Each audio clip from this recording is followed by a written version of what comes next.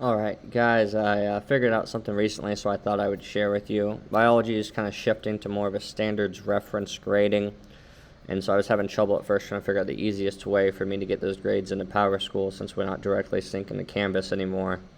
I know students are submitting a lot of work late, and we're trying to get the best way to stay efficient, so I figured I would send this out. The first thing we need to do is click on Grades. We want to be sure that we have it set to individual view, not gradebook. So individual view, not gradebook. And I'm going to go down and I'm going to download current scores. So I'll click that and that will download that as a CSV, which is going to be an Excel doc. I went ahead and changed my student names so that I have numbers here, but this is where you guys will see student names in this first column here, A. So I want to delete columns that are not relevant to me. So things that are not relevant to me, the ID, the SID, and the SID login. So we're going to go ahead and double click that and delete those columns. I am only looking at topic 1 right now. So if I click on this, it shows me the name up top. This is topic 1. That's relevant. Topic 2 is not relevant. Therefore, I need to delete that from my numbers. So I will just move through all of this, each time trying to make sure that I have topic 1, not topic 2, and anytime I come across that, I will delete it.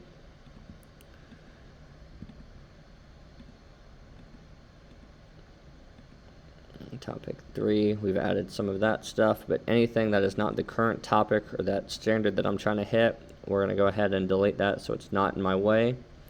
Some of you may choose to move it to a different spot in the sheet. That's something that you can do. I personally think it's easier just to go ahead and delete everything and then move it to where, and download it again if I need it. Anything that's a 0, so these are things that are marked as complete or incomplete, those also are not important as far as we are concerned with the total number of points. We are keeping our assessments and our practice separate, so I want to delete the assessment as well so that I can get just the practice score. Now here we have a lot of these numbers that they've calculated for us, which would be good if it was including just topic 1, but these are based on all the numbers I had there, so they're not important to me.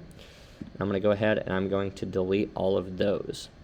So this is what I will end up with. And I'm going to type in my formula in this top cell right here. It's equals SUM, and I will click on sum.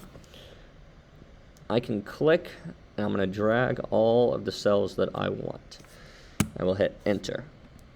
As you notice, this is points possible, so this will give me all of the points possible in this unit. I'm going to click here in the corner and I'm going to drag that formula all the way down to expand it to the rest of my students. The next thing I will do, because I want this in percentages, I will hit equals. I will click on this cell here and divide it by, and our total points was 73. So that'll give me a 1, which will equal 100%.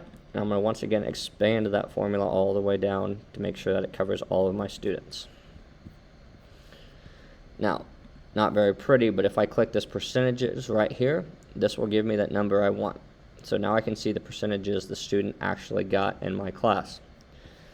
The next thing that you guys might want to do is click on B, and I'm going to organize this A through Z. So I'm going to organize my students by class rather than just by alphabetical.